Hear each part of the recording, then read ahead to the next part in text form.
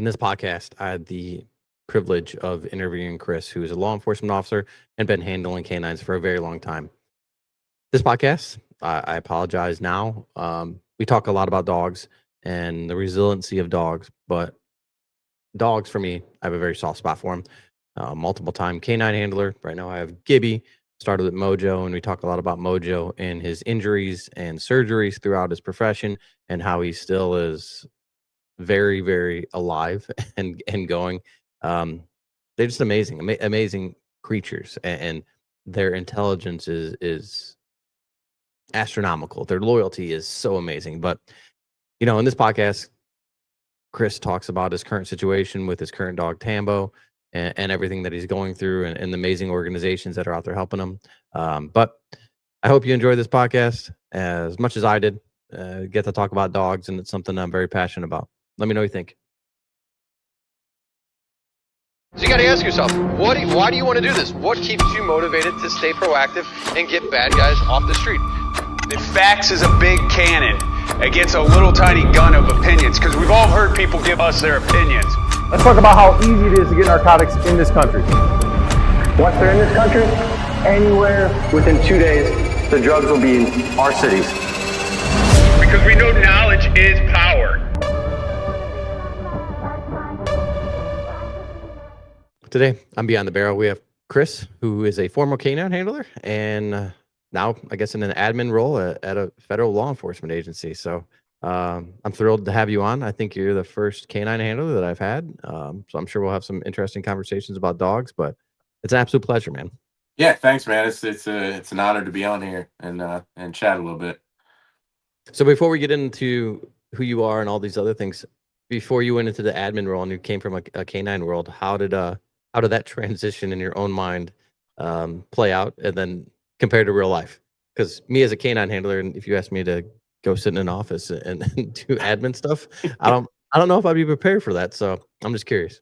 Well, it kind of was like, I at that time I'd retired my third dog, and 17 years with the canine unit, and I was like, it's kind of time to take on a different role, and I wanted to give somebody else a chance to take over the leadership role on my unit. And and quite honestly, I'd gone through losing two canines before, and it was one of the hardest things I went through. And then committing to another canine, you're kind of committing to another 7 to 8 years on the unit. And I had been looking at some leadership roles, and so I decided to take the leap. And it was a big adjustment going from being out and about with the dogs a lot, and then kind of sitting behind the computer, going to meetings, and then dealing with a lot of the politics of the job. That, I think, that was the biggest learning curve for me.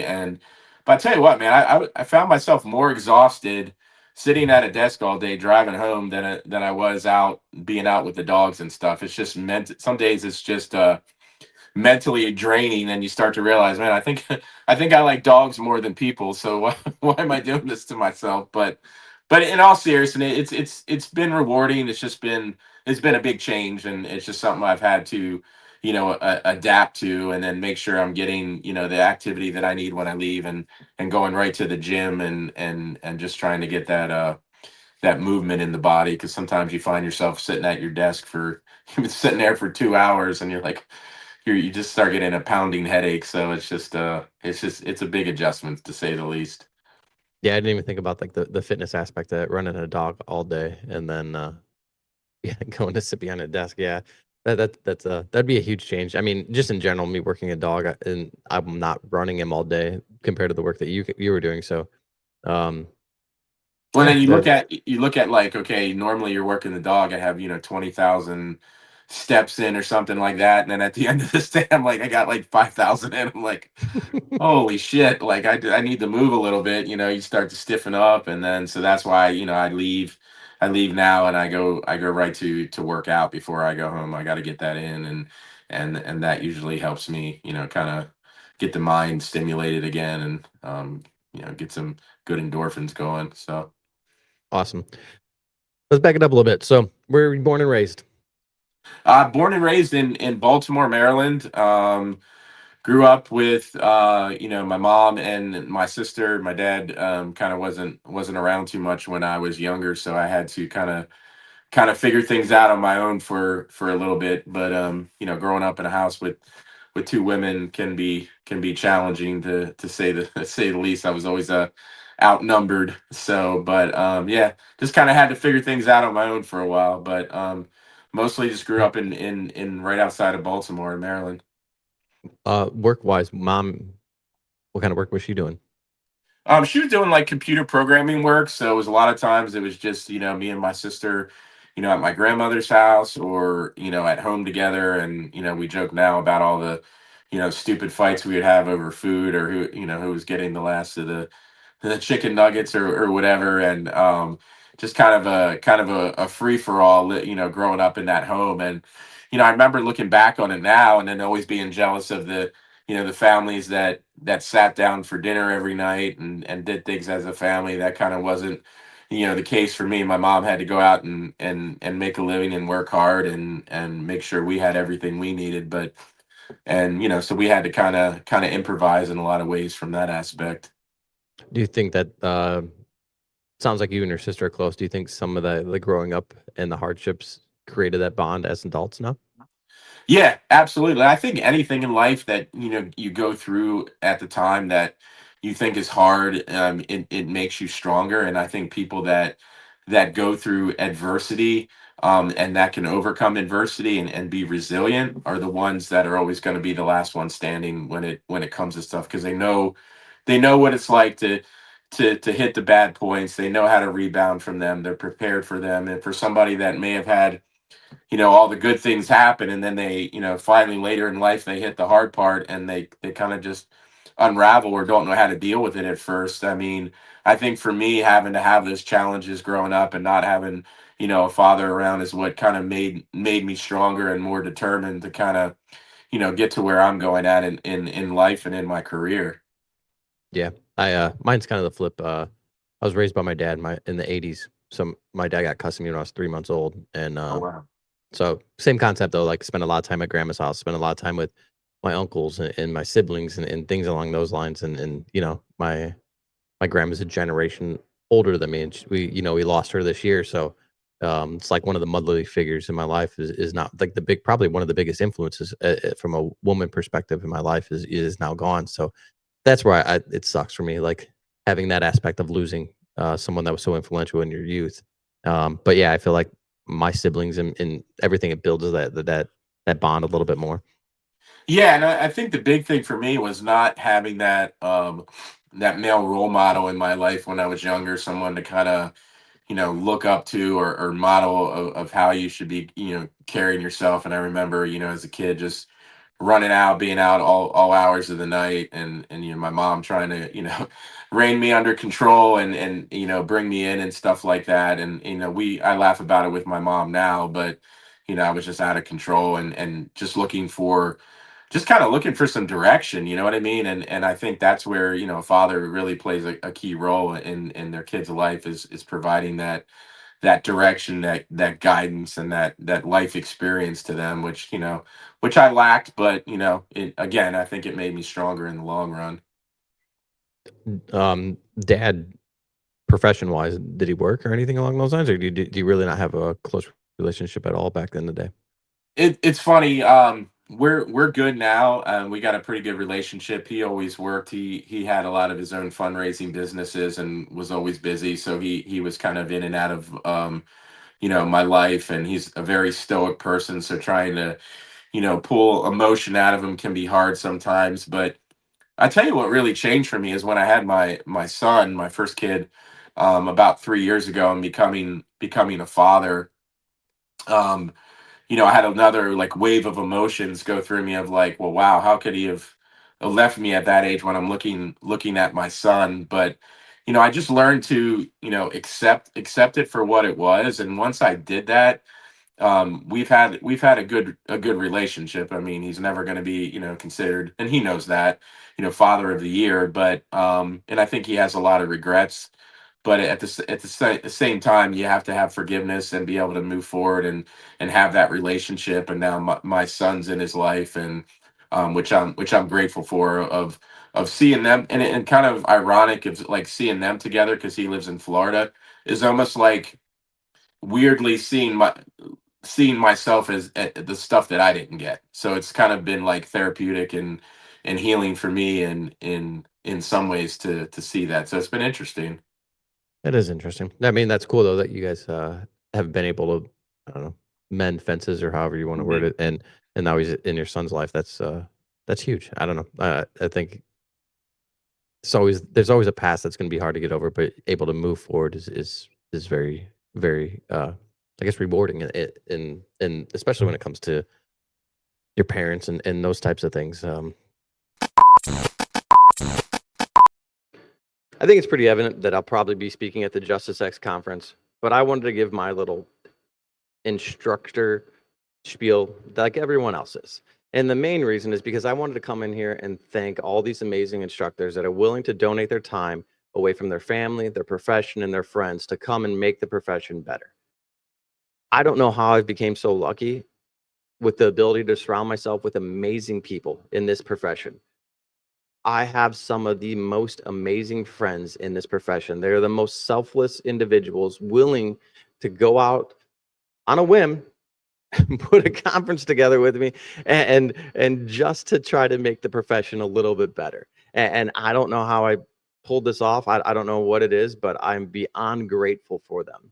That being said, when I speak at the conference, communication is the biggest thing to me. I think that communication is the most important tool that we have as cops, and that's not verbal communication. That could be nonverbal communication. I'm going to focus a lot of my instruction on that aspect where communication is universal. It doesn't have to just pertain to interdiction. It's all of law enforcement. If you have the ability to communicate with someone that is a multimillionaire and a guy that's homeless living on the street, your career is going to be a lot more fruitful.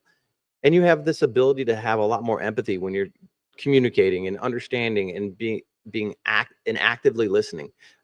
Someone else came up with this. I love it, so I'm going to throw it out there. As cops, we are often waiting to respond and we're not actively listening, but you can't do them both. So I think as cops, you ask a question, engage, and actively watch what their response is. It doesn't have to be this such a strict format of what you're asking, chronological order or anything like that. Let a conversation flow like you're talking to one of your friends. Don't just be so rigid.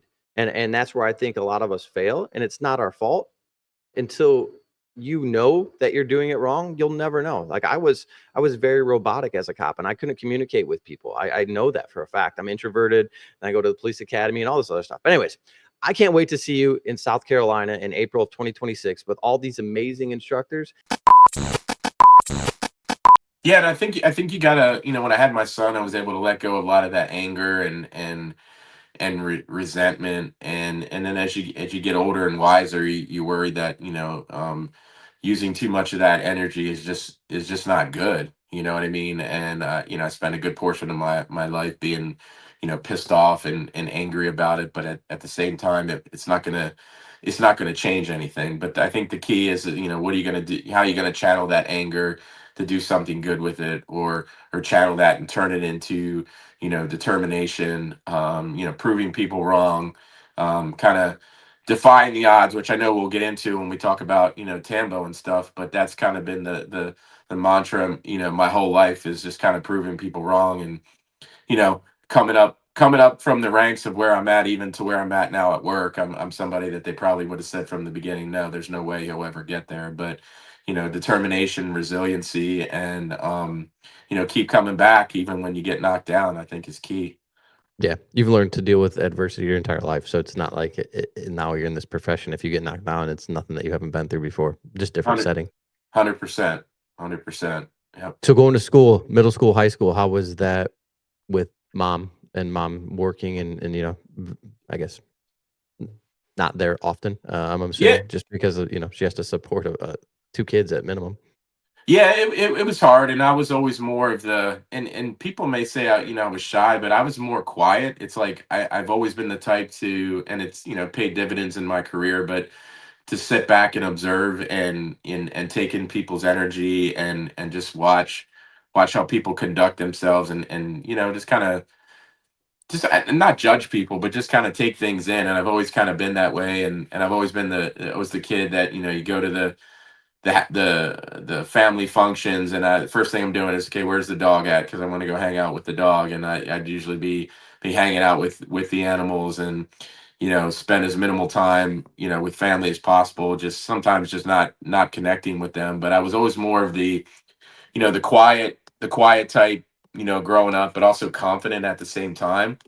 I just I just had that, mentality. I just was more observant than, I guess, talkative kind of growing up. And now the job that I'm in and everything, I gotta talk every day. I got a bunch of officers that work under me, so it's kind of ironic of where I'm at now, or even sitting here doing podcasts, which I gotta laugh at, sometimes doing it compared to where I came from, and how quiet I was. So it's kind of funny. I wonder if that's part of the reason that you're exhausted. For It me, could like be. I'm introverted by nature, so like doing the podcast, they make me exhausted. Traveling Yeah. to teach, it makes me exhausted. I can go work out and I'll be fine, but you put me on a stage in front of people, you can give me about 4 hours, I'm like spent. I'm like ready to go to bed right now. I So I don't know, I know. maybe something with that. It could be, and sometimes I talk so much to people at work. I'm like, I'm tired of hearing my own voice. It's like, my gosh, it's like I'm tired of talking. And then you come home, and then you don't want to talk to anybody because you've been talking all day. And then they're like, why aren't you talking? I'm like, I've talked enough. Yeah. Yeah, my wife's the same way. Um, in high school and stuff, did you play any sports or anything along those lines? Yeah, I was a big baseball guy, so I played baseball in high school. I was pretty good, and I was still kind of in my, I regret it now, still kind of in my partying stage now, of wanting to go out. And so, after high school, I didn't pursue any college right away, or playing collegiate sports. I was more concerned about, chasing girls, going out with friends, and stuff like that. So I never got the opportunity to continue on with that. But I definitely, baseball was definitely my sport. Did that change any perspectives? Like, did that while you're, I guess having some butting heads with mom, did the sports give you any type of outlet where or structure that kind of took you away from that aspect of it?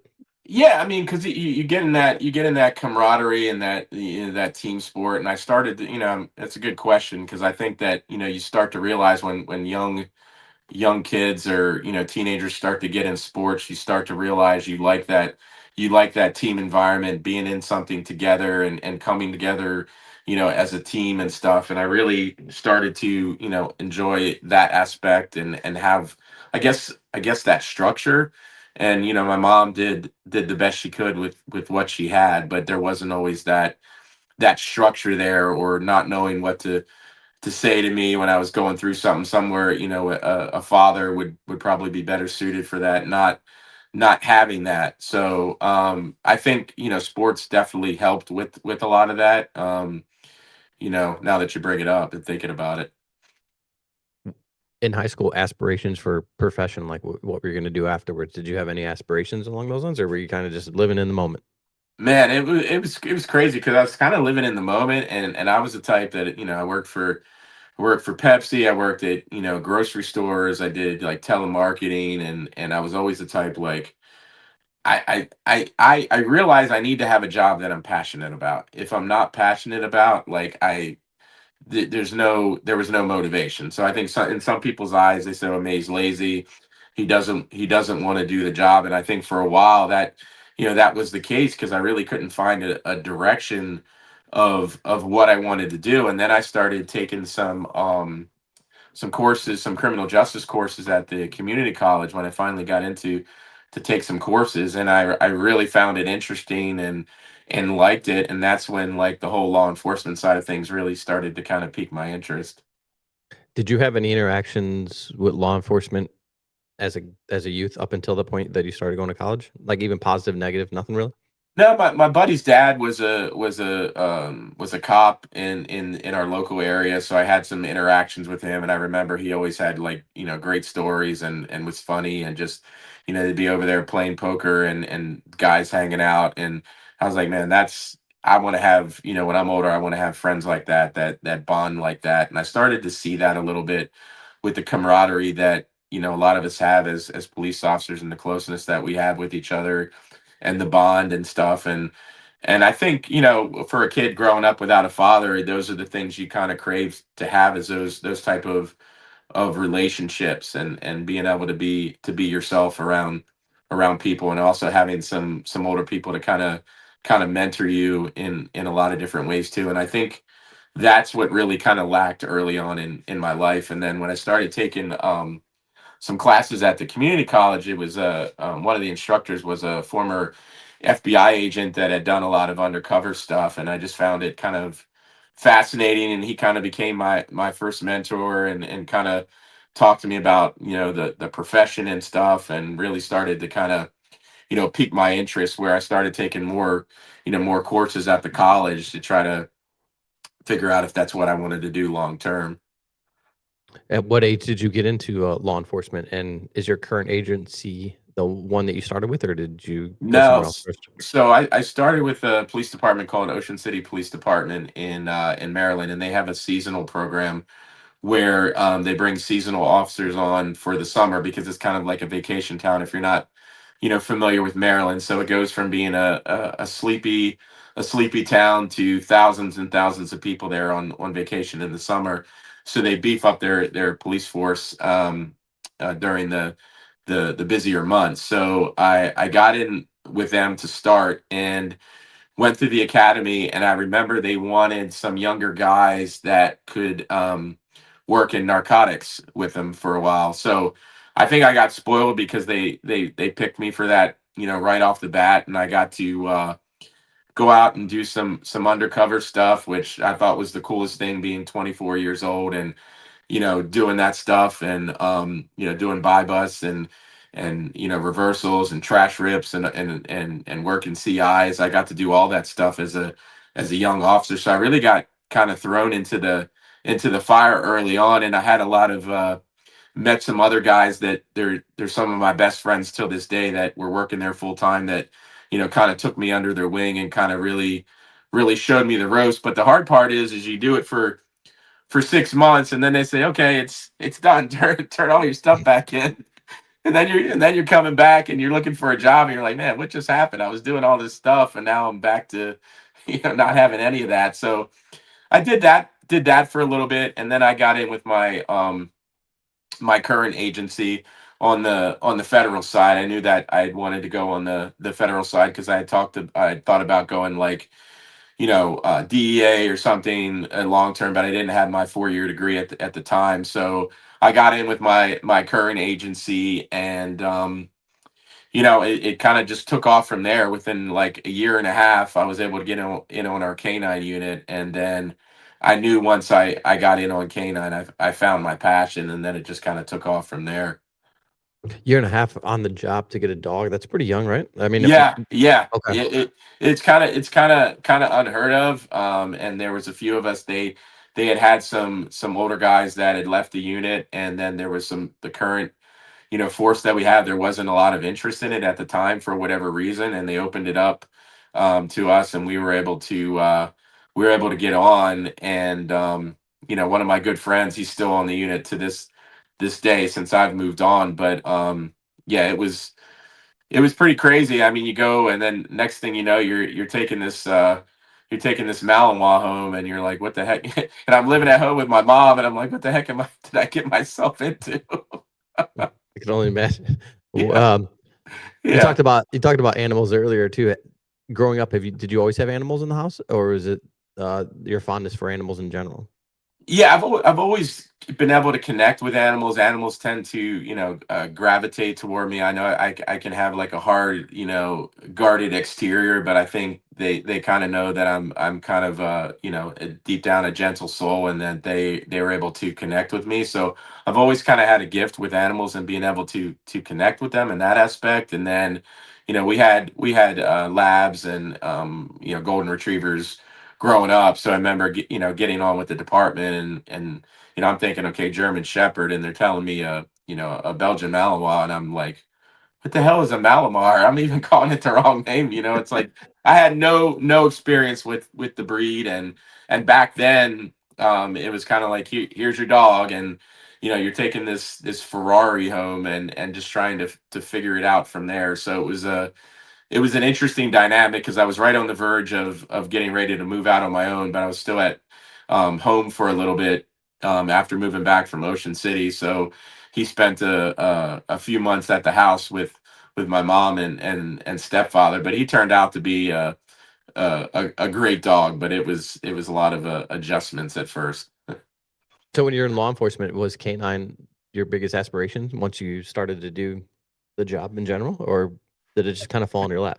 It kind of fell in my lap because we were looking at like our ERT. I was waiting for openings on that, and then I had some interest in canine, but I still wasn't sure like what I wanted to do. And then I said, okay, whatever opens up first, I'm gonna put in for it. And then canine kind of opened up, and then I got my first dog Rex, and like I said, I really just kind of fell in love with the whole aspect of being a handler, and then the bond that you develop with these dogs, and the camaraderie of being on a special unit and smaller teams, and having that bond with your coworkers. I mean, it was again, going back to my childhood of having that camaraderie and bond, some of that stuff that was kind of missing in my life early on. And it's funny, my first boss, he was our first canine commander. He ended up becoming my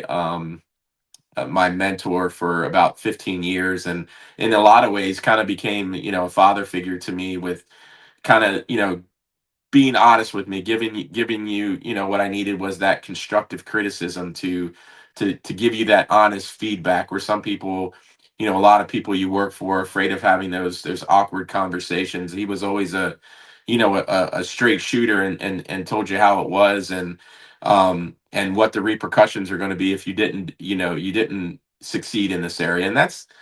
And in reality, that's really kind of the type of leader that I needed, and the type of leader that was lacking in my life for years. So it was kind of refreshing to have that. And we grew closer and closer, and my goal was always to come back and be the canine commander in the position he was, because I looked up to him so much. So kind of coming full circle, when I got selected for the canine commander years later, he was the one that selected me for it. And it Oh, was, that's and cool. we had become good friends. We go to his house. He lived near me. We go to his house, so we vacation together.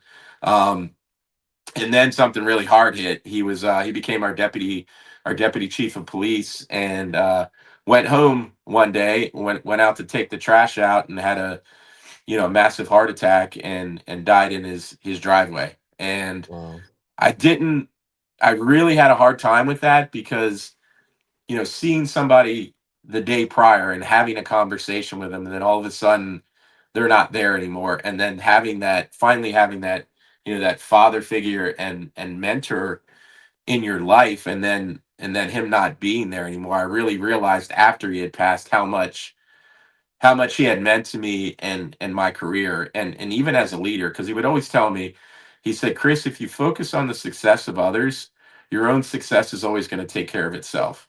There's people that can take shortcuts in life, and they may get a couple rungs ahead of you, but if you really focus on um, other people having success, whether you like it or not, your own success will take care of itself. And that's really where I started becoming a leader, and finding my voice, and starting to help other people, and really getting inspired about leadership. He really inspired me to be the leader that I am today. And I still this was in 2017 that he passed, and I still miss him terribly to this day. I still talk to his wife, and I give her updates. And he had a young daughter too, and I would bring her our canine training cards, because when she was young, he was our canine commander. So I still try to tell her all the time that I'm keeping his legacy alive, and leading men and women the right way, as they should be.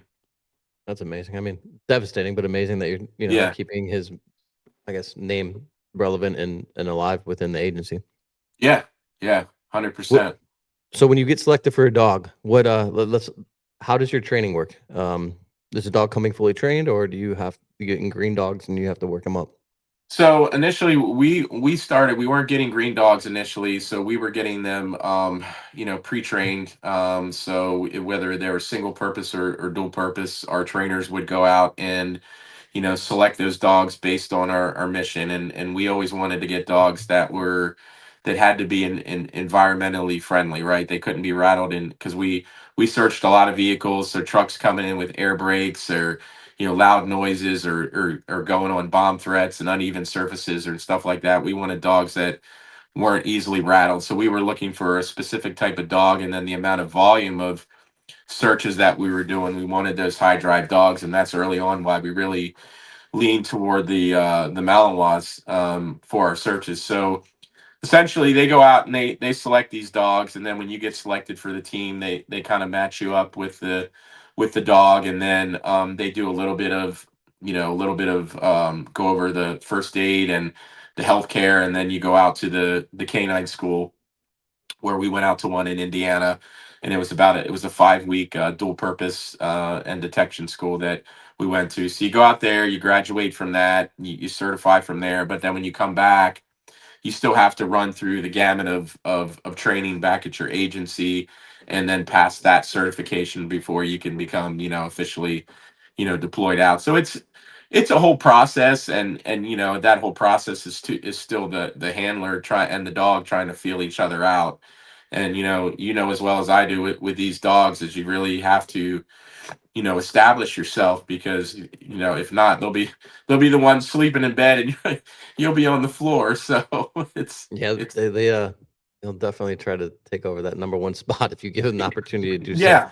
Yeah, Uh, and they'll do anything. To what I realized early on is this is a, especially with detection, it's a game for them, right? They want to get to that toy source, or whether it's a food reward, and if they can cheat, they're going to do it. If they're going to take shortcuts, they're going to do it. So you really have to be, and that was the biggest thing I learned early on. What my mentor that passed away taught me, is that everything that you do with this dog runs down the end of the lead. And I remember we were doing one of our certifications early on, and certifications aren't set up to have anybody fail. And I was going through a bad breakup at the time with a girl I was dating, and my head wasn't in it, and my dog fed right off of it, and I went out and I failed certs miserably. I was cueing him, I was having false sit issues, stuff that I normally wouldn't have.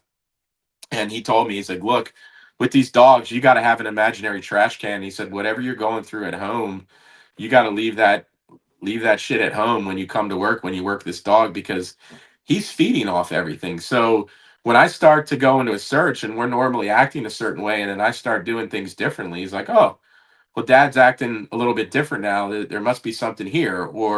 And then you start second guessing yourself, and it becomes this vicious cycle. And it's funny, because I really saw it, because I went out this past year as a canine judge at the World Police and Fire Games, and out in Alabama, and I ran the vehicles for all the handlers, and that was the first thing I saw, is they came out on these vehicles hot and heavy, and then they let all of their normal process go out the window. A vehicle they normally sweep once, they were taking the dog back 3 or 4 more times, and a lot of them, they weren't used to being in that competition mode, and they started acting differently, and then that started causing the dog to fall sit.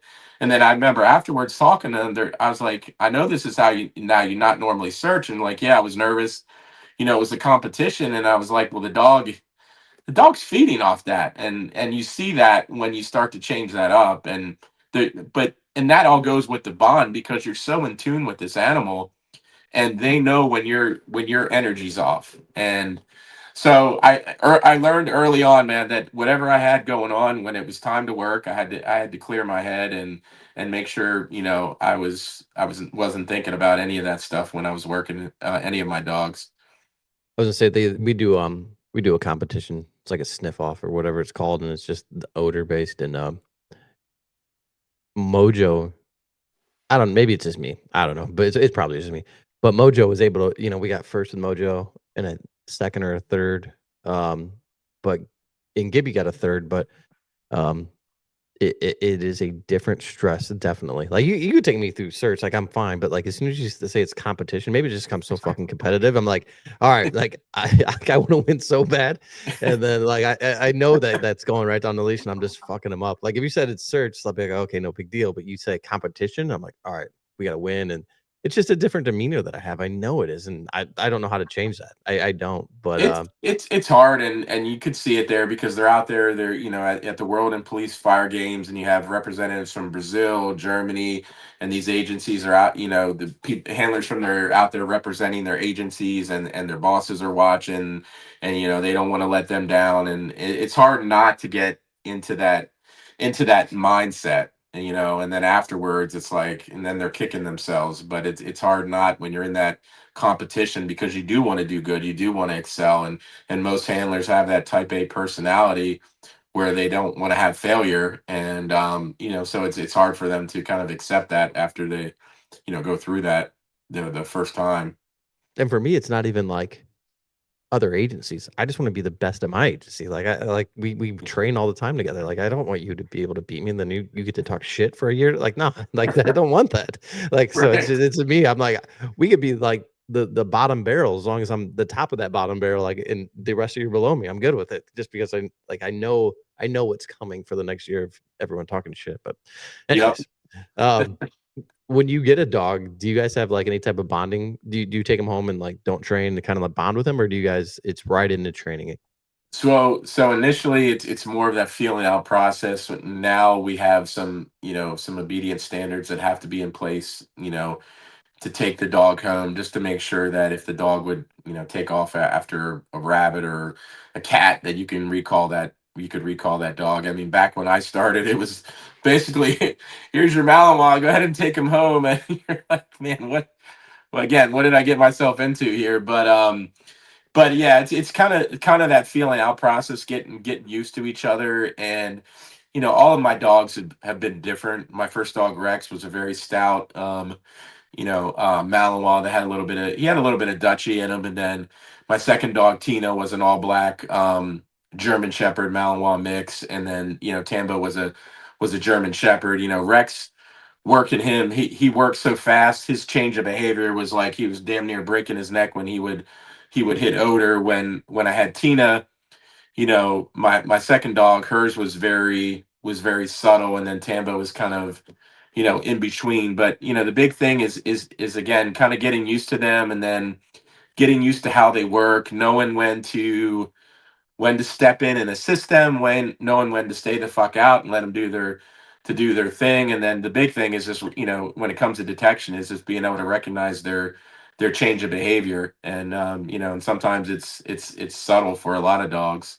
So Yeah, Mojo was a very slow, methodical dog, which was amazing. He's a Dutch Shepherd, and then I got Libby or Gibby, and he's like a million miles a minute, and like that he'll break his neck if he's in odor and like almost like backflip to. He's like, oh, there yeah. it was, and then he's like, I'm like, Jesus, man. So, it's just different. Like I never thought I don't know there'd be such a drastic change in both those dogs. It's crazy to me, but it's Yeah, fun and I to think I learn it. think it makes you stronger too. And I would tell people this all the time, is like you get to work different breeds and different types of dogs. It makes you a stronger handler, to being able to get your hands on as many dogs as possible, and see how they work, and be able to assess their behavior, and stuff like that. And because every dog is different in how they respond. And so it's been interesting to work three different, very different dogs, and go through the process of, and even the bonding, getting back to your bonding stage. Rex, I bonded with really quickly. Tina, it took a little bit of time. And then Tambo was, he was kind of the dog that was bounced around, and went from a couple different handlers to known as a dog that was guarded and aloof. And then him and I ended up being together, and that ended up being the strongest bond I've had with any of my dogs. But that wasn't overnight. That took some time. When it comes to bonding, do you feel besides Tambo, say your first two, that bond that you had with the female, was that stronger than the male, or was the male stronger? It's I'm gonna say it was stronger with her. Is that she was literally my shadow. She would not leave my side. She was very, very loyal to me, and she wasn't as, she was friendly enough with my family, but not like my male dogs. Like, she just wanted to be with me. She didn't want anyone else really kind of taking up too much of my time. And I found, like, when it comes to loyalty, like, she was, out of the three, she was probably the most loyalist to me. Where the others, you pull out a treat or something, they'd be like, all right, screw you, I'm going over here.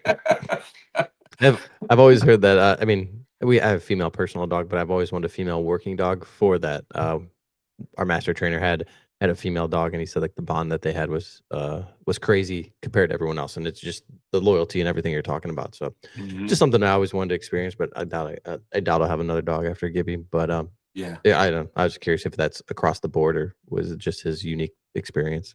Yeah, and I've heard that from multiple other handlers too, with the female dogs that they've had, is they're extremely, extremely loyal to them. And they basically want to be with them and pretty much don't really care about what's going on with anybody else. So Going into getting a canine, do you anticipate that you're gonna have more than one dog within your agency? Is that normal, or is it usually like one and done?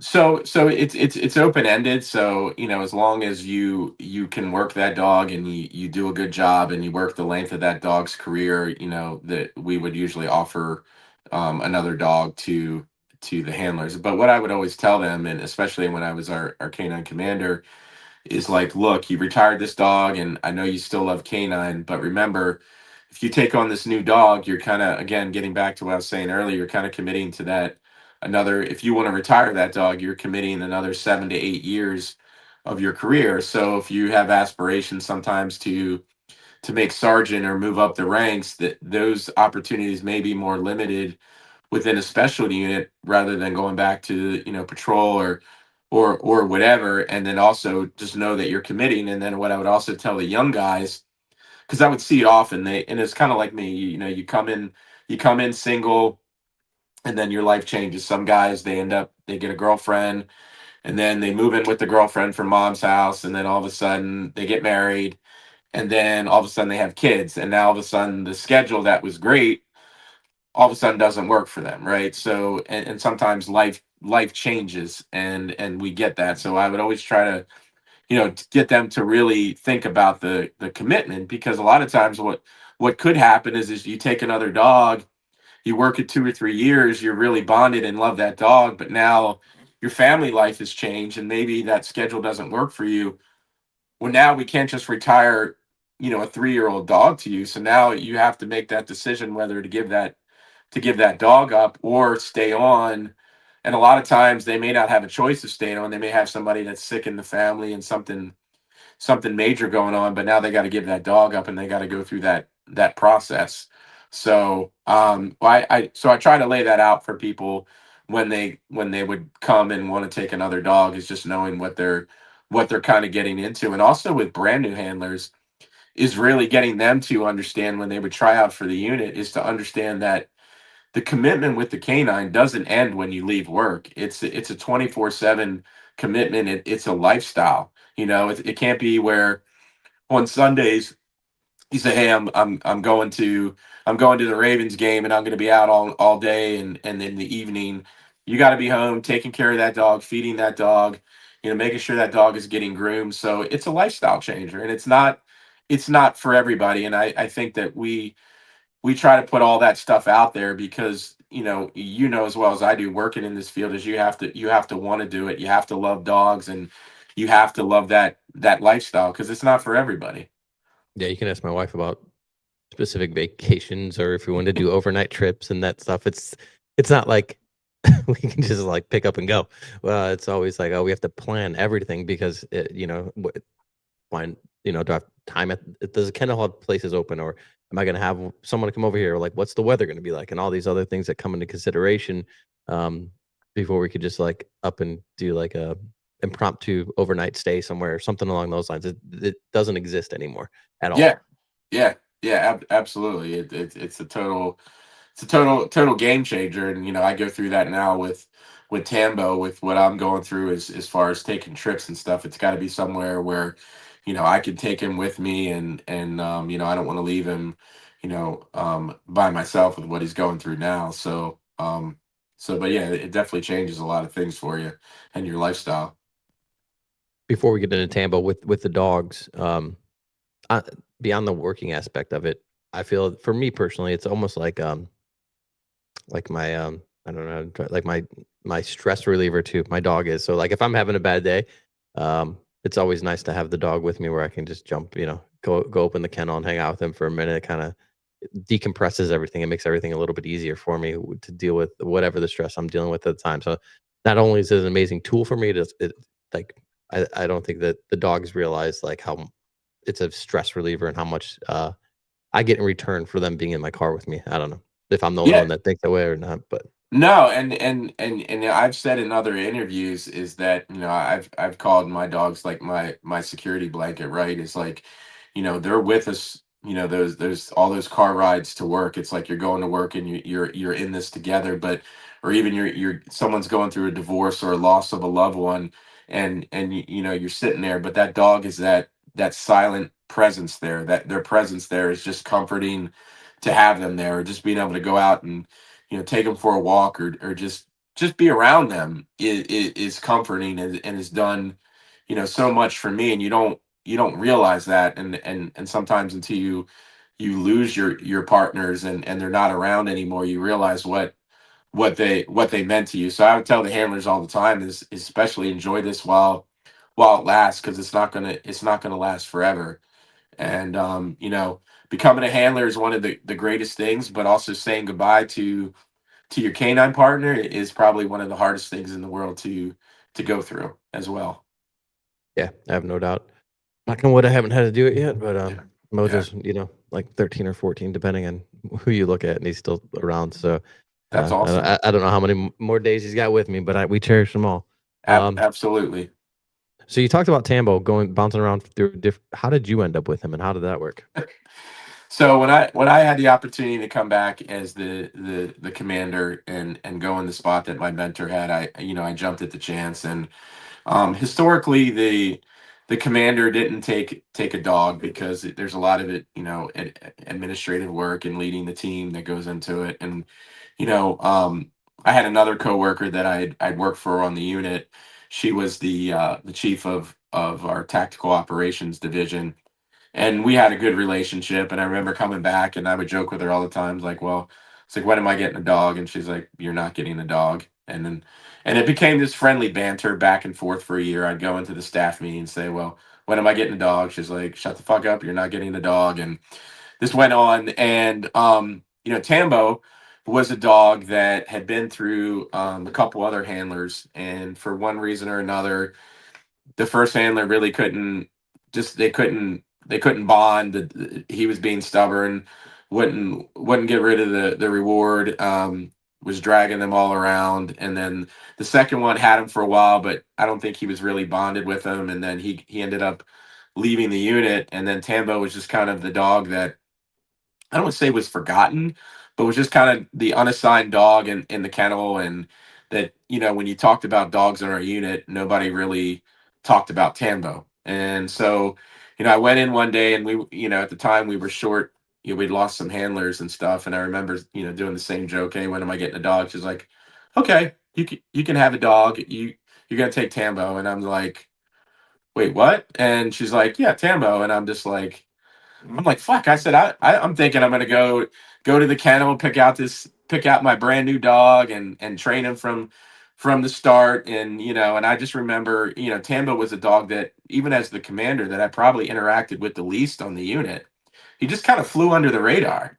So after a day, I was like, by the end of that day, I knew I was gonna take him. I said, all right, I'm up for the challenge.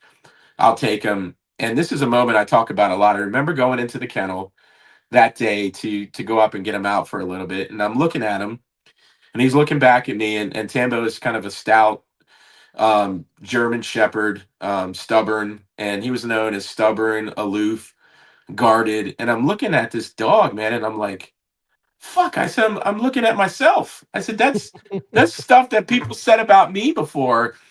And I was just like, maybe maybe this is meant to be. You know what I mean? And I said, maybe this is something bigger going on here. And it was a it was a slow bonding process. I mean, he didn't trust a lot of people. I remember, I just told that other story recently. Another handler had taken him home for, a couple nights to get him out of the kennel, and he got him into his house, and he's in his kitchen, and he's like, "All right, Tambo, let's go in the kennel." And Tambo just looked at him, lifted his leg, and pissed on his wall, and then just walked away. Needless to say, he was back in the kennel the next day. But that was Tambo, right? So it took some time before I took him home, and we had an assignment out of town that we had to get to go to. So we were slowly working and working on the bonding and trust, and I had taken him out of town, and we were in a hotel. And I remember he had his very kennel on the floor, and I was on the bed messing with my laptop, and I had fallen asleep, and still Tambo wasn't, he would keep me an eye's distance, but wasn't coming up to me a lot. And I remember waking up to this scratching sound, and I look up, and we kind of locked eyes, and he was fluffing up the bed to get comfortable on the bed with me, and it's like we caught eyes, and I was startled, and he was startled, and he leapt up in the air and then dove off and ran into his very kennel. And then I was like, all right, let me see if he wants to come back. And that's not something I would tell a handler is, hey, let this new dog come sleep in your bed. But I'm like, I got to try to bond with this dog somehow. So didn't come in, stayed in his very kennel. And then I fell back asleep. And then I remember waking up about like a couple hours later, and he was curled up at the bottom of the bed. And I was like, he just looked so peaceful. I was like, I'm just going to let him sleep there. And he, from there we really just started bonding from there. I took him home, and he always laid near me, but as time got closer, he would start to lay closer to me, and then it would get to the point where he would come and then kind of lay his head on me, and I knew I had earned his trust. And I think Tambo is, you had to break down the exterior. He wasn't an aggressive dog by any means. He was just very guarded and aloof. And I know when I say aloof, the dogs that I talk about, he's all about working and doesn't really care to bond with anyone. And that was kind of the story on him, is you really can't bond with him. But we really started to bond, man. And then the working just really kind of took off after that first year. And when you hit that stride with your dog, and you're in stride, and it's like, he knows what you're thinking, what he's thinking, when to step in, you know when to shut the fuck up and let him do his thing, and that the change of behavior.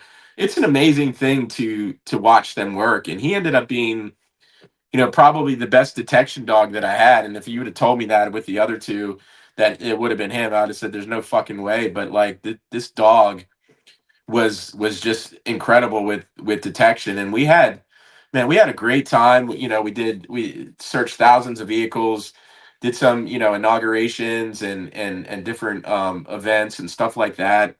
And then it was toward the end of the career. He was kind of creeping up on about 8 years old, and we were searching a tractor trailer. And I don't let him jump up in there, but he got rambunctious and jumped up, and then hit his front right carpus on the front of the tractor trailer, and ended up tearing a ligament.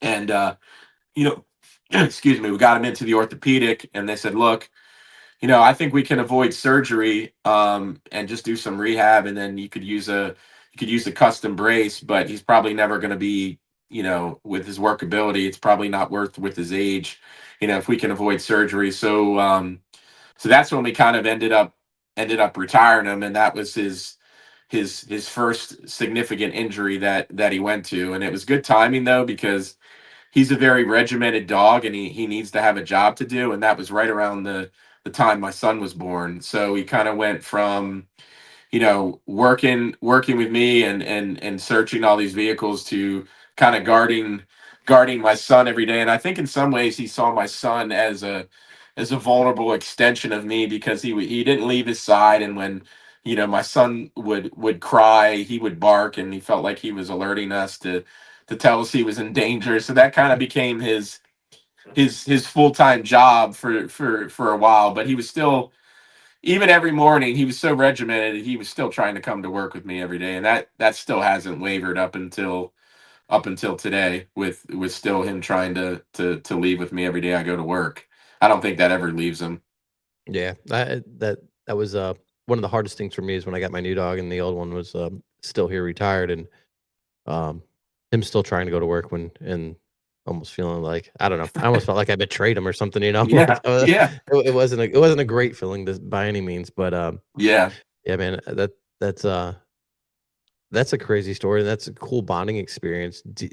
There was no other like no signs of aggression though. He just wasn't very like wanting affection from No, people or anything. he was very stubborn with with his toy release, and because we used tennis balls, and he knew sometimes when he knew how to push my buttons, and then he would always do it when like my trainers were around or younger, and then like, oh, and the captain can't get the ball back, and he would do it at the worst times, and but I think that was the biggest thing, was sometimes just being stubborn with the toy release, but we worked through that, and but there was never any, I never felt or saw any aggression from him, and he was just more aloof, because I had heard stuff about aggression, but I never saw any of that, or never had to worry about any of that, even with my son, because I had heard rumors that he wasn't great with kids, and I mean, that was a slow integration, but it couldn't have been further from the truth. I mean, he's been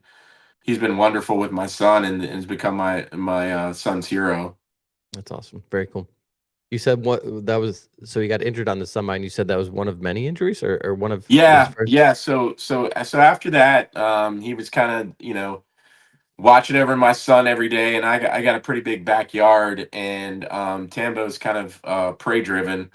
So there's this squirrel. I ended up naming him George. Don't ask me why, but he would come into the yard and torment Tambo, and then a lot of times Tambo would chase him through the yard, and that was a weekly occurrence. Well, one day, Tambo was on the top step, and then George running across the yard. There he goes, and then instead of Tambo running down the steps, he leapt off, and then I could see him coming back limping. So I knew something significantly impacted his back hind quarters. So after getting him into the orthopedic, he not only had one ACL tear, he had a double ACL tear, which I didn't realize in dogs, that a lot of times when one goes, the other one tears at the same time. So I got him in, and they're telling me, look, we at least got to do one of the surgeries, and then we can see if it's stable enough to avoid the other. And this is going to cost about 7,000. So that's when Project Canine Hero first kind of came into my life. I had met the founder of Project Canine Hero, Jason Johnson, at a HITS conference in DC about 3 years earlier. And Jason and I became friends, and Jason runs Project Canine Hero. For those that aren't aware, they're a national nonprofit that helps out retired military and police working dogs that have significant health issues. So they bring them in, and then they fund their health care for life. And Jason had helped another dog on our unit probably about a year earlier that had a 3-year-old dog that had leukemia, and was able to get the dog in for chemotherapy, and prolong the dog's life for at least another year and a half. So I called Jay up, and I said, "Hey, this is what's going on," and he got Tambo right into the program, and then immediately funded the surgery, which was a huge burden of relief. I mean, I would have been able to afford it, but that takes a significant hit. And what I've always said before is that I don't think a handler should ever have to make decisions on their dogs that have served the communities and countries based on finances.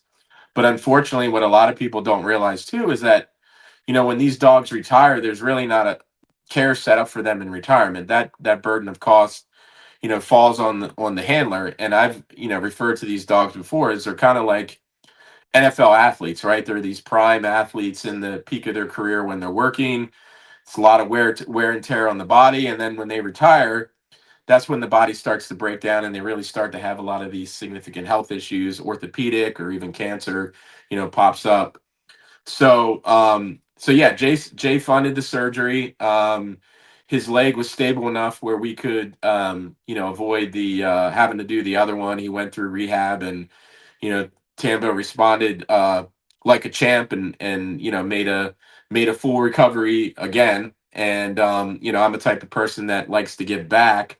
So, Jason does a lot of events. So I told him, hey, if I can give back and do some events for Project Canine here with Tambo, I'd love to. So Tambo kind of became one of the ambassadors for the program. So we were doing a lot of charity events, and we did this Seattle Mariners game, Clemson Tigers, and Project Canine here got honored by the Orioles in my hometown, and I got to take Tambo to the game and have my son there. So that was a great moment. And then in May, I got a great honor. I got honored by the Philadelphia Phillies with Tambo on his 11th birthday for their salute to service game. So I was out on the field with, I didn't feel worthy being out on the field because I was out on the field with these World War II veterans and Vietnam veterans and all these military heroes. But they were honoring, I was proud to stand there with Tambo, and my son was there, and they put Tambo on the big screen and wished him a happy birthday. And I was like, man, I said, life is good right now, man. Like, my son's here, I'm getting honored by one of my favorite teams, and Tambo's doing great. Life is good. And little did I know how much our lives were going to change just a few short months later with his other diagnosis. Man, that's crazy. So, my story, like, my retired dog comes home, and his nemesis is UPS, Amazon, and mail trucks. And so I live on a corner lot, and he loves to just run, run, run. Well, I'm at work, and then my wife sends me a video, and he's limping like crazy. And I'm like, man, maybe he just tweaked something. Maybe he's old. Well, it lasted for about 3 days, and then I took him to the vet, and he tore his ACL. Um, which is amazing about our vet is they donate a lot of services to us, even on our retired dogs. So we didn't That's have to awesome. cover it. Yeah, we didn't have to cover any costs. They're absolutely Wow. amazing. That's Um, amazing. I have a question about the surgery. So later on, Mojo ended up tearing his second. We didn't do surgery, so he has one. But there's two different types of surgery. One where they like cut the bone and shave it down, and then another one where they like loop something through to almost make like a fake ACL. Which one did Tambo have? They shave the bone down.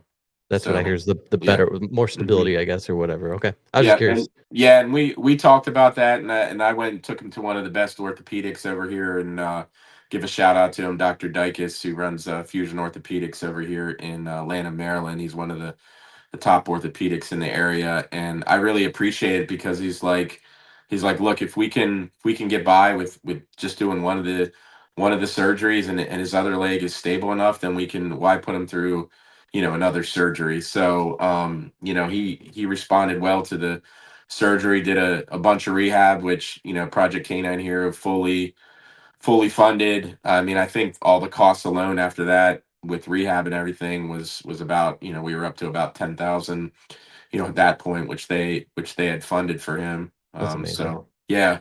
And then come July, it was a normal work day. Again, I talk about Tambo being very regimented. I still get up for work at 4. Tambo gets fed at 5 o'clock every day, and he's in place at 4:59 waiting for his breakfast. So he's enthusiastic to eat, ate his breakfast, tried to leave for work with me like he has for the past several years. And again, told him, sorry, buddy, and went to work. But here's the weird part, man, is I went to work that day. I'm in this administrative role now, and I wasn't feeling great, man. I was having, like, for whatever reason, palpitations, and I was just feeling anxious. And I don't usually leave work early, and I left work early that day, about 2.5 hours early. Um, and I said, I'm just going to go home and just lay down. So I pulled up, walked in the house, and the first thing I'm used to is Tambo greeting me at the door. And this time he didn't. House was completely quiet. So I was like, yeah, that's weird. And so I quickly walked into the dining room, and then I found him in there. He was sprawled out. I saw, and he had thrown up a little bit. He's just kind of laying there. Stomach looked a little distended. I checked his gums. His gums were pale, which was indicative of some blood loss. So I got him up on his feet. He was real wobbly. I didn't know what was wrong, but I knew it wasn't good. So I had the emergency vet about 20 minutes from my house. So I got him loaded in the car. Took him over there. Got him in, and they took him right back, and within 20 or 30 minutes, they came out and said, look, he had a mass rupture on his spleen, and he's lost a significant amount of blood. He's basically bleeding out at this point. So in order to save him, we got to do emergency surgery. And then we're probably going to have to remove the spleen, and and we're going to have to give him a blood transfusion. And then they're like, look, by the way, this is going to cost, the quote they gave me was $7,000 to $10,000. So again, having Project Canine Hero, I called Jay on the way over and said, look, I don't know what I'm dealing with yet, but it's an emergency. And he's all right, keep me posted. I remember calling Jay up and I said, look, bro, I said, this is the deal. And he's like, Chris, he said, I'm not going to hold you up. We got your and Tambo's back 100%. Whatever you need, just tell them to do what they do. And right there, that for me to take the finances out where I can just now focus on the medical was huge. And I Yeah. think the vet was kind of taken aback, because I think a lot of people that come in that situation be like, I can't afford this, and then there's no other options. And the other weird thing is that if I would have came home my normal time, 2 hours later he'd have bled out. He wouldn't have made Wow. it. And something I was feeling off that day, and people can call it hinky or whatever they said, but I think it was our bond, that something told me to go home to him that day, to go home for a specific reason. I didn't know what, and that was the reason, and I was able to get him there. And so they got him back, and they were prepping him for surgery, and they said, look, he's a little panicked. Do you want to come back and see him real quick, because it's 50-50 if he's even going to make it through this surgery? And I said, yeah. So I remember walking back, and I talked about another bonding moment with him, is that I walked back there and I was pretty emotional. But I said to myself, is like, man, for 7 years, he's been that security blanket for me. He's been that steady force. It's my time to be there for him now. And I walked back and I didn't even say anything. He knew I was there. Our energy connected. And I remember his head swiveling back. And I talk about this significantly a lot, because the first time in my life, is such a stoic dog. I saw fear in his eyes, and that's something that I haven't seen before. And I knew I had to keep my shit together at that point to be calm for him. And I went up and I said, hey, hey, buddy, Dad's here. You're gonna be fine. And then I could instantly see that calm start to come over him. And I was looking in his eyes, and I could tell he's telling me he's not ready. He's not ready to go. It's not his time. And I know some people would have said, hey, don't put your dog through that surgery. He's got all these masses, and he may not make it through the surgery. But I knew, looking at him, that it wasn't his time. And so they got him calm enough. They took him back for the surgery, and they said they'd give me a call within an hour. So I left, and that seemed like 3 hours. And then, I remember them vividly, them calling me up, and they're like, okay, we got him opened up. They said and I'll show you a picture of it. I'll send it to you. But they said his spleen is absolutely covered in masses. And from what we can feel, we think his liver is covered in masses as well. And we're pretty sure, 95% sure this is cancer. We can't confirm it to a biopsy, but do you want to proceed with us removing the spleen and moving forward? And again, I almost feel like they were expecting me to say no. But again, I knew this dog, and I knew him, and I knew the look that he gave me. I knew the fighter that he was, and I wanted to give him every chance. So I said I wanted to move forward. So they removed the spleen. He got the transfusion. And he made it to recovery.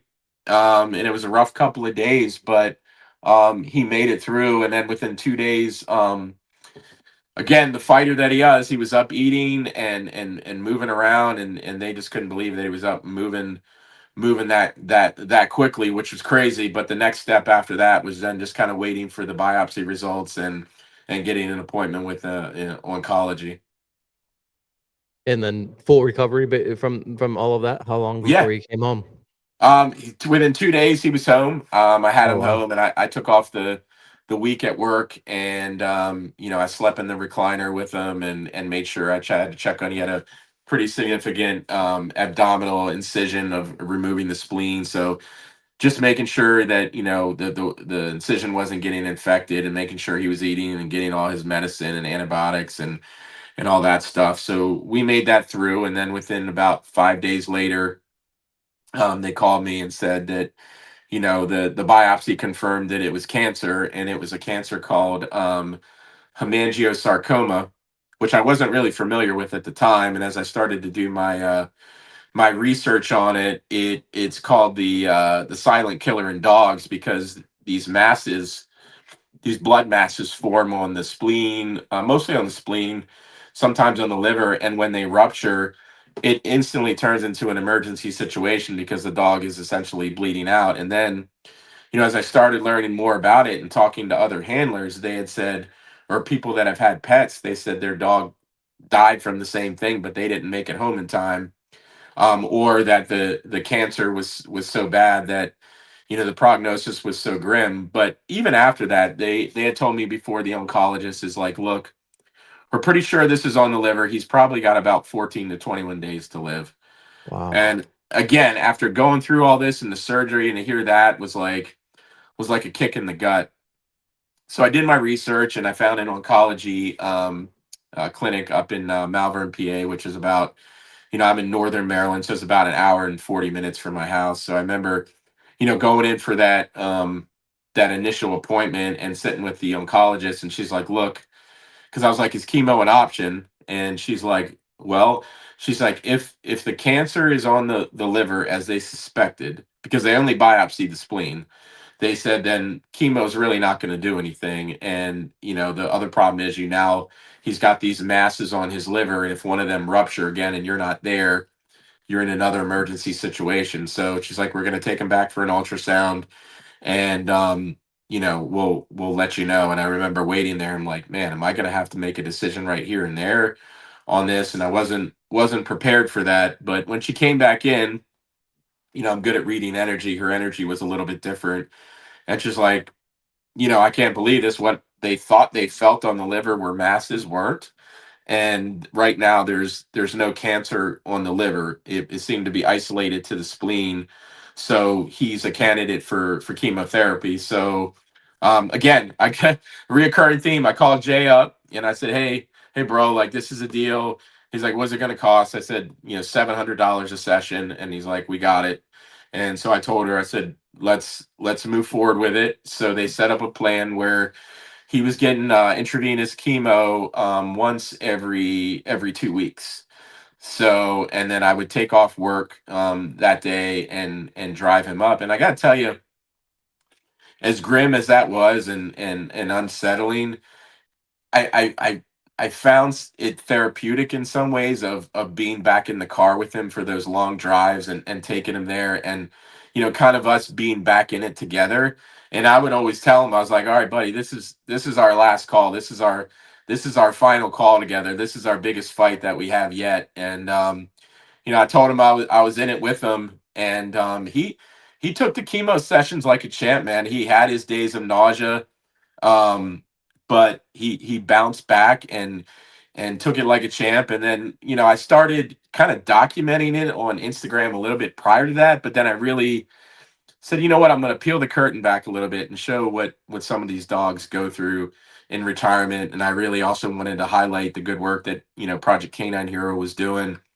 And so I started doing some fun themes on different chemo days, like the fighter mantra. Like, I had a John Cena day where we both had John Cena shirts, and I had the towel, and he came out to the John Cena music, and I filmed him. And another day I did a whole Rocky theme where he came out in a boxing gloves and a robe, and people loved it. But then the weird and crazy thing is cancer patients started reaching out to me. They started reaching out and saying, hey, my dad is going through stage 4 pancreatic cancer, and he wanted to give up, but then he sees Tambo, and he sees Tambo's willingness to fight and how he lives his life and his resilience, and it's inspired him to keep going. Or a mother that calls me that their child has cancer, and then seeing Tambo's posts makes them happy and gives them some happy moments in some of their darkest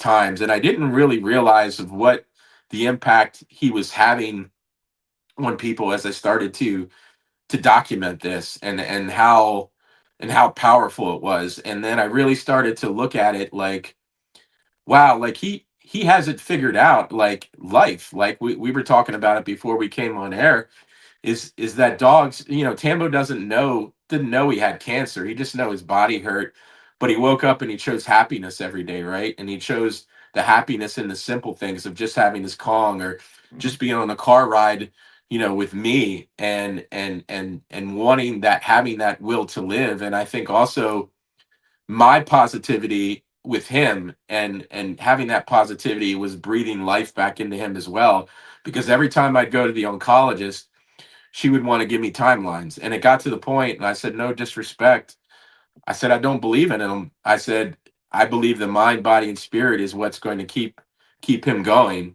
And so we graduated the intravenous chemo sessions. He went on an oral chemo pill. He was on that for about 5 weeks. We went back for our 5 week checkup. They did an ultrasound. There was no signs of any cancer, which they were floored about, that it hadn't spread to any of that point. And we were thriving, and to the point where I started getting a lot of requests for interviews. And the turns out, and then the Philadelphia Eagles had reached out to me. They had heard about Tambo's story, and they were having a salute to service night on November 16th. And so they invited Tambo and I out to be honored, not only for a dog that served the country, but also for his cancer battle.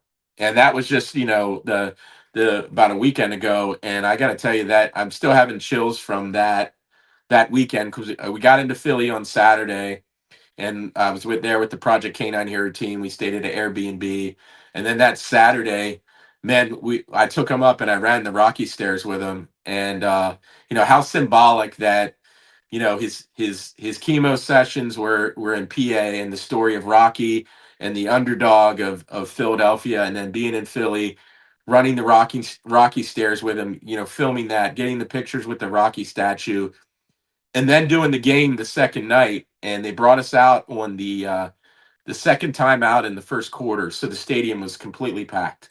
And they brought us out on the field facing the crowd, and they talked about his service to the country, his ligament tears, his ACL tears. And they said, now facing the biggest battle of his life, facing a terminal cancer.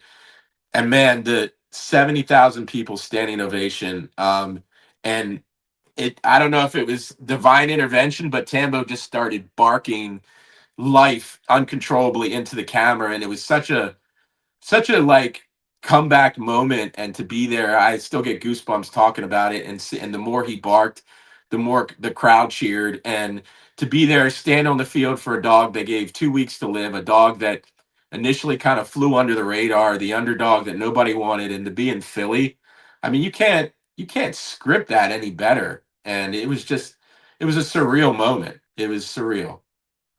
That's absolutely amazing. So there's no more cancer at all? Is he off medication and everything then? So ironically, Monday, we have another big appointment, which I'll be documenting on his Instagram. But Monday we have our 6 week follow up from his oral chemo pill, and that's a big one, because they're going to run his blood work, and then they're going to do another ultrasound to see if he's got any cancer anywhere in the body. But we're going into this with the right mindset. I mean, he's been doing great. But God forbid it did come back. We're gonna face it head on. And I told Jason from Project Canine Heroes, is he's given me one thing that enabling me with the care of Tambo that I can never get back, and that's time. Having that extra time with him, and then being able to take a step back. What Tambo's taught me is that not getting caught up with the bullshit of life, and coming home and scrolling on your phone, and not being present for your kids or your spouse or those other things, and enjoying the simple things in life. And it enabled me to take a step back and enjoy my life, and enjoy the time that I have, with my family, and then with Tambo, and appreciate that time. And I know, once this is all said and done, I'll be able to look back on it and say, man, this was a wild ride. But I'm taking every day in stride. He's inspired me in a lot of ways. I just finished and don't laugh, but I just finished his children's book. And if That's awesome. he told me 6 months ago that I would write a children's book, I told you you're crazy. But he inspired me to write it. I'm working on the illustration for that, and then I'm about 16 chapters into his adult book, and I'm doing it in two series from when our bond started, and the first one stopping after that defining moment in Philly at the Eagles game, and then I'm going to pick up from there and pick up his life from there, and that'll lead me to the end of his journey. And hopefully that's a long ways from now, but that's my plan, and is to kind of to share that story, and the other thing, in a world where we have so much hate and miserable stuff out there, being able to share some stories of positivity and hope and feel good, I think is what we need. No, I completely agree, and I think animals do that more than humans. So if you could take a dog like that and tell that story to anyone, and people are going to be more relatable than that than if you put like a cop that went through the same thing. You put a human cop in that story, yeah, 50-50. You put a Yep. dog in that story, 95% of the country is going to love it. So I think Yeah, I and think it's amazing. it was funny. The first podcast I did, they had the interviewer had asked me, like, what is something that would bring the right and left together, and I said, well, that's easy, a dog. I said, you put a dog in the middle, and you could have far right, far left, but for a brief moment they're focused on the comfort that that dog is giving them, and they're not worried about the disagreements that they have with each other. And there's such a healing aspect that dogs bring as well to people, and to really come full circle with all this. The crazy part is my dad, as we were talking about in the beginning, the relationship I had with him, and going through the trials and tribulations with that, um is that he was going through some illnesses, couldn't figure out what was wrong, and then just recently reached out to me and told me he was diagnosed with non-Hodgkin's lymphoma. Damn. So, I mean, like, and then I'm just like, wow. And the first thing, this is a man that's very stoic, that's never really showed a lot of emotion. The first thing he asked me when I'm trying to get information out of him is, how's Tambo? How's Mm. Tambo? When am I getting one of Tambo's cancer warrior shirts? And because he was already relating to him, right? And Yeah. Yep. they want, people need hope. They need something to connect with. And some people say that hope is a mythical thing, but it's real. When you have hope and you have the right mindset, it affects your entire body, and how you live your life, and your longevity. And I firmly believe that Tambo's doing that for other people, and then my positivity toward him is also helping him with this fight. And I feel like we're kind of feeding off each other, and I feel like I'm the voice for him now. You know what I mean? I'm his mouthpiece, and I'm telling his story for him, and I'm getting his story out there, and hopefully it can inspire some other people. And I know, when I'm done with the children's book, I wanted to take the first 100 copies over to St. Jude with, like, some stuffed German shepherds, and give it to some kids that are going through cancer, because at the end of the story, because kids don't understand, like, what happens to animals sometimes when they pass. So the story talks about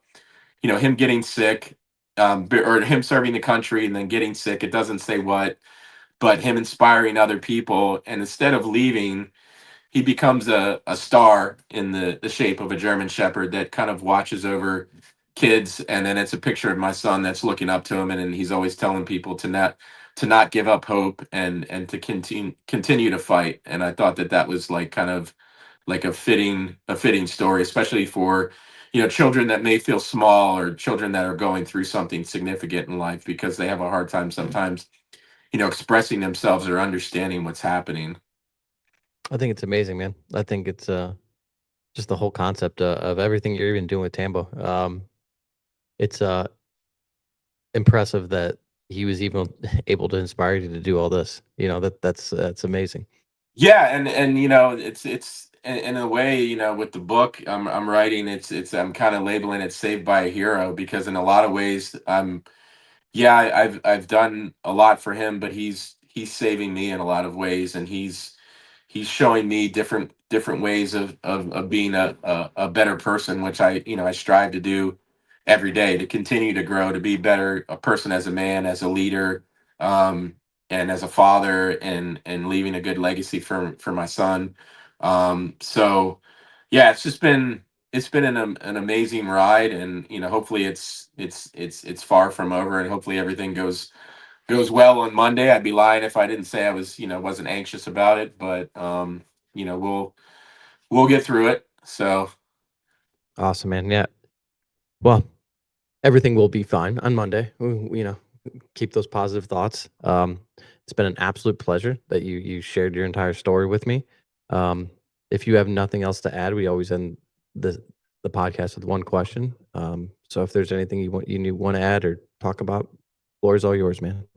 I just wanted to give a shout out to the organizations like Project Canine Hero. I think a lot of people don't realize what they're doing for the working dogs in our country, and some of the other organizations similar to them. Is that if you go on Project Canine Hero's website at projectcaninehero.org, you can see that they've saved dogs that have been shot in the line of duty, stabbed in the line of duty, been in horrific car accidents, or going through cancer like Tambo is. And if you want a good charity, and you want to donate to a charity where your money's going to the right place, I'm myself and Tambo are proof and point that money is going to a good cause. And Jay and I were tallying up about a week ago of how much now Project Canine here has put into Tambo's care, and it's over 30,000.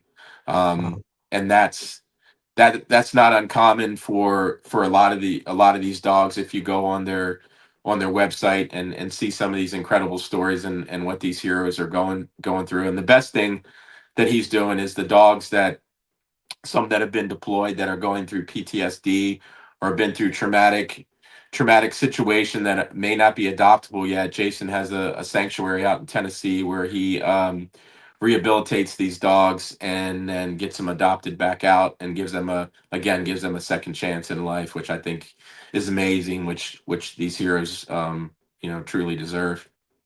That is absolutely amazing. I'll make sure that I link it in the bio of the Yeah. podcast. Some link to them so that at least people can click on it and find it. Again, been an absolute pleasure to have you. We end every podcast with one question. We teach for a company called Justice Academy. So, what is your definition of justice?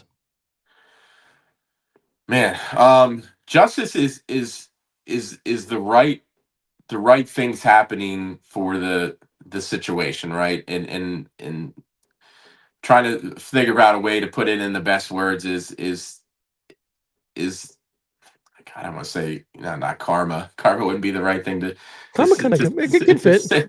But like, is making sure that there's balance in our society, that people, that when you do certain actions, that there's consequences for those actions, appropriate consequences for those actions. And I think that we need to have that balance of justice in our society, to keep things from becoming complete anarchy, right? And I think justice is what gives us redemption, and keeps people from seeing if something horrific happens to a loved one, and seeing that be able to come full circle, and being able to see that consequences are levied for those actions that person did, that they can have that peace in mind to move forward. And I think that's important.